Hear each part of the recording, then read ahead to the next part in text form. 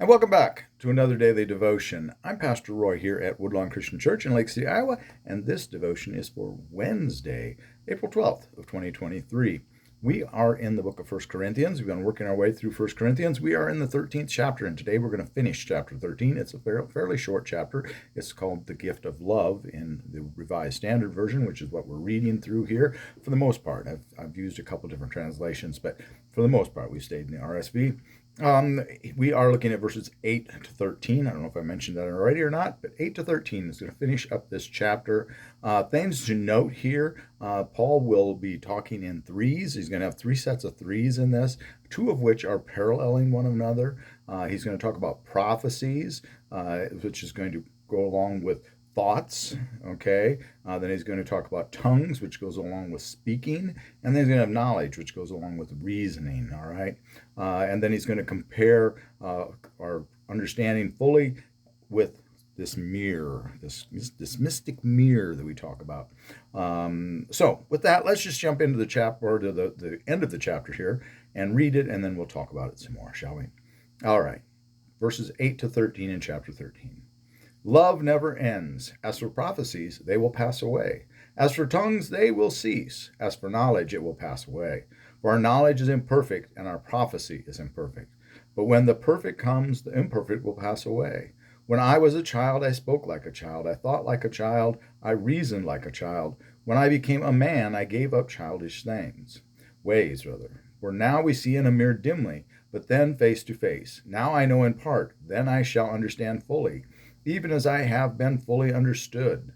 So faith, hope, love abide, these three, but the greatest of these is love. Okay, and so he has faith, hope, and love correlating back to those first two that are three. I don't really see that they anchor in there. It's just that he's going with threes, and he also is comparing through their three different times about our knowledge is imperfect, the prophecy is imperfect, and we're doing childish things, but also about the mirror, and then face to face, and then fully understanding as much as I am fully understood. All right.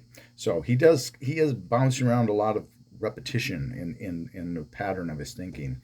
That's a literary device. That's not uncommon, and it's also a rhetoric device that Paul is using here.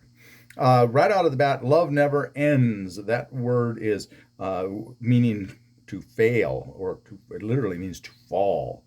So love never falls off. It continues on. It never drops. It does not end, is what he's saying. Literally, again, it means to fall. As for prophecies, they're going to end. Tongues, they will end. What's he mean by that? We still have people that talk in tongues, and we still have people that get up and prophesy in church. So I do think you better be very careful with both of those. Knowledge, it's going to pass away. We can have book knowledge. One of the saddest things about when we bury a believer, especially someone like my mentor Jesse, who spent so many years studying Scripture. He was an Old Testament scholar. He had so many different things that he had accomplished. You just can't get everything out of that head. He tried real hard to pass on what knowledge he could to me and cram it into this skull, though I couldn't begin to absorb it all. There was so much that was lost. That knowledge passes away. But our knowledge isn't perfect. We don't quite understand what's going on. And our prophecy is imperfect because we're trying to take something that is glory of God and convert it into words that human beings can understand. That's pretty much an impossibility. The Scripture is doing that, and even our understanding of Scripture is imperfect, but the Scripture is perfect. So, but when the perfect comes, that would be the second coming. That's what he's talking about here. When the perfect comes, and that word that they translate here as perfect in the RSV is teleos. It means to be complete in all its parts. When it's done, when it's finished, when the final thing comes, when Christ comes again, the new earth is here. It's finished. It is perfect. It's completely complete. Okay?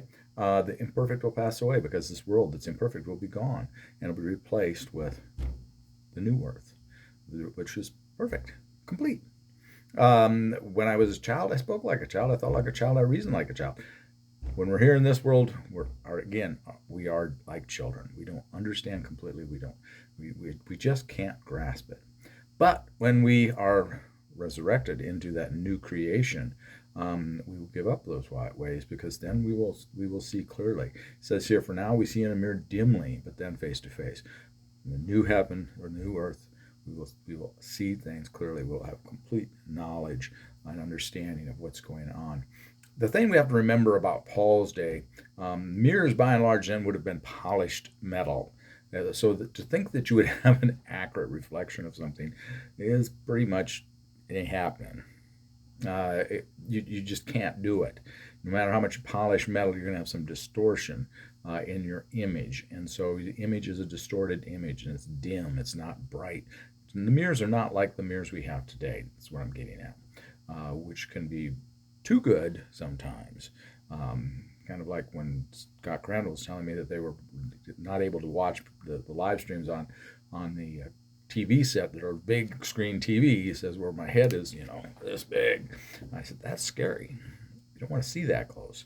The point being, we will see clearly then in the new earth. Now I know in part, then I will understand fully. We'll have perfect knowledge, or complete knowledge, even as I have been fully understood. Now God does understand us fully, even now. That's a scary thought. That should horrify us. He's seen our every flaw. He understands our every flaw, but yet he still loves us. That's what's crazy, isn't it? Yet he came into, we just got done with Easter, yet he came into this world to die for us. What kind of craziness is that? We don't really understand that, but we will then. So faith, hope, love abide, these three, but the greatest of these is love. Love is the greatest because, think about it, in the new heaven, new earth, you have no need for faith because it's done. It's realized. There's no need to hope for it. It's done. It's realized. But love remains. Love is consistent. Love is now. Love is then. It will always be. It always has been. It will always be. Now, on the other side of this, then we have to remember that we use these verses. This whole chapter often is used for funerals and for weddings.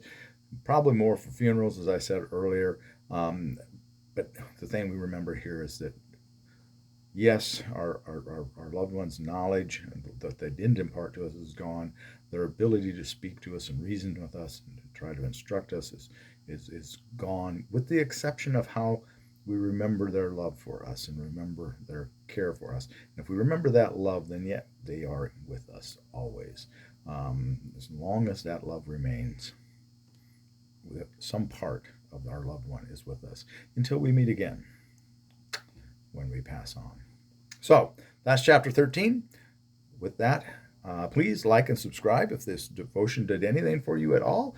We'd love to have you back again. And please, above all else, come back and see us tomorrow. But above all else, be a blessing to someone today, all right? Tell them about Jesus and the love of Christ. Take care. God bless you all. Bye-bye.